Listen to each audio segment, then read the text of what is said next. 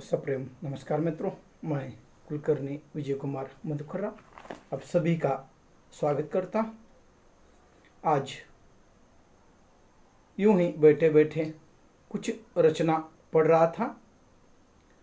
कुछ एक कविता मिली थी राजेश जोशी की, मारे जाएंगे, जिसमें सच सच बोलेंगे मारे जाएंगे, कटघरे में खड़े कर दे जाएंगे जो सच सच बोलेंगे।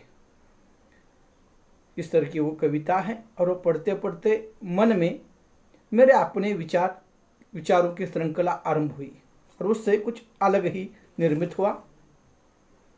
और इसमें एक मनोवैज्ञानिक चित्रण है जो सत्य और असत्य के बीच की कविता के माध्यम से, कुछ शब्दों के माध्यम से प्रस्तुति हुई है। इसका किसी व्यक्ति के साथ कुछ संबंध नहीं है, मात्र एक कल्पनाएं होती है। इसमें किसी व्यक्ति द्वेष या किसी पर टीका टिप्पणी करना इसका उद्देश्य नहीं होता। और सामाजिक धरातल पर मनुष्य जब जीवन जीता है तो कई प्रतिबिंब उसके मन पटल पर छा जाते हैं और वह रचना के माध्यम से बाहर आ जाते हैं। इसका मतलब ये नहीं होता कि यह किसी व्यक्ति पर टीका टिप्पणी है। तो इस तरह से आज मैं झूठ नहीं बोलता, यह रचना आपके सामने मैं प्रस्तुत करने जा रहा हूँ। वह इस तरह से है। तो कविता का नाम मैं झूठ नहीं बोलता।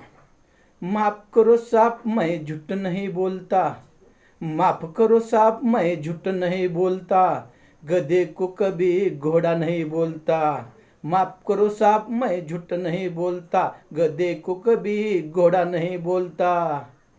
पानी के बगुले से काम नहीं करता। पानी के बगुले से काम नहीं करता। माफ करो साहब, मैं झूठ नहीं बोलता। माफ करो साहब, मैं झूठ नहीं बोलता।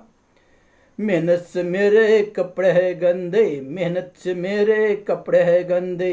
चोरी छिपे नहीं करता मैं कोई धंधे। चोरी छिपे नहीं करता मैं कोई धंधे।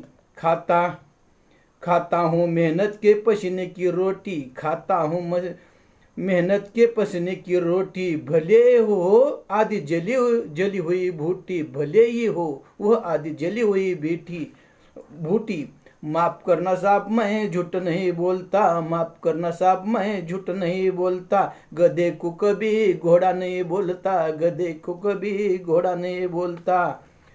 डोर है कच्ची पर झूठ नहीं बोलता। मेरे जीवन की डोर है कच्ची। मेरे जीवन की डोर है कच्ची पर मेरी नीयत है बड़ी सच्ची। पर मेरी नीयत है बड़ी सच्ची। माफ करो साहब, मैं झूठ नहीं बोलता। माफ करो साहब, मैं झूठ नहीं बोलता। गधे को कभी घोड़ा नहीं बोलता। गधे को कभी घोड़ा नहीं बोलता। मुझे पता है आपकी अदृश्य शक्ति। मुझे पता है आपकी अदृश्य शक्ति। आपके चालबाजी के आगे किसी की नहीं चलती। आपके चालबाजी के आगे किसी की नहीं चलती। माफ करो साहब, मैं झूठ नहीं बोलता। माफ करो साहब, मैं झूठ नहीं बोलता। गधे को कभी घोड़ा नहीं बोलता। गधे को कभी घोड़ा नहीं बोलता। आप बड़े से बड़े है शिकारी। आप बड़े से बड़े है शिकारी। मैं कमजोर आपसे लड़ नहीं सकता। मैं कमजोर आपसे लड़ नहीं सकता। पर चाहे हो कुछ भी, पर चाहे हो कुछ भी, सच्चाई का रास्ता मैं नहीं छोड़ता। सच्चाई का रास्ता मैं नहीं छोड़ता। सच्चाई का रास्ता मैं नहीं छोड़ता। माफ करो साहब, मैं झूठ नहीं बोलता। करो साहब, मैं झूठ नहीं बोलता। गधे को कभी घोड़ा नहीं बोलता। गधे को कभी घोड़ा नहीं बोलता। मैं बेचारा गरीब हूँ। मैं बेचारा गरीब हूँ पर आपके नजरों से गुनहगार हूँ। पर आपके नजरों से गुनहगार हूँ। पर सच्चाई आप भी है जानते। पर सच्चाई क्या है आप भी है जानते। पर उसको आप नहीं मानते। पर उसको आप नहीं मानते। माफ करना साहब, मैं झूठ नहीं बोलता। माफ करना साहब, मैं झूठ नहीं बोलता। गधे को कभी घोड़ा नहीं कहता। गधे को कभी घोड़ा नहीं बोलता। मैं झूठ नहीं। आपको सच्चाई से है नफरत। आपको सच्चाई से है नफरत। आपके घरों को तोड़कर मिलती है राहत। आपको सच्चाई से है बड़ी नफरत।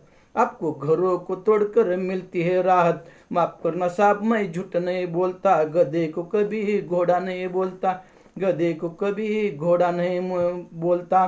स्वार्थ बड़ा प्यारा, स्वार्थ बड़ा प्यारा, सच को झूठ कहना ही आपका नारा।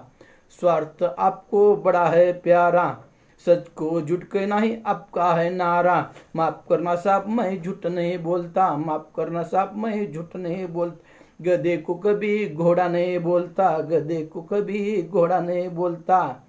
मैं वह फूल हूँ, मैं वह फूल हूँ, टूटकर भी खुशबू देकर जाऊंगा। मैं वह फूल हूँ, टूटकर भी खुशबू देकर जाऊंगा। जाते जाते अपना, जाते जाता अपना जीवन सार्थक बनाऊंगा, जाते जाते अपना जीवन सार्थक बनाऊंगा। माफ करो साहब, मैं झूठ नहीं बोलता, माफ करो साहब, मैं झूठ नहीं बोलता, गधे को कभी घोड़ा नहीं बोलता, गधे को कभी घोड़ा नहीं बोलता। नमस्कार। मात्र एक कल्पना पर आधारित है, किसी के साथ इसका कोई संबंध नहीं है। ये कल्पनाएं होती है, एक वैचारिकता होती है, इसमें सत्य और असत्य की लड़ाई है। यहाँ पर मनोवैज्ञानिक चित्रण इस कविता के माध्यम से दिखाई देता है। मनोरंजन तथा एक वैचारिक पटल पर आपके सामने मैं प्रस्तुत कर रहा हूँ। इसमें जो गलतियाँ हैं मैं स्वीकारता हूँ, अच्छाई आपकी है। नमस्कार।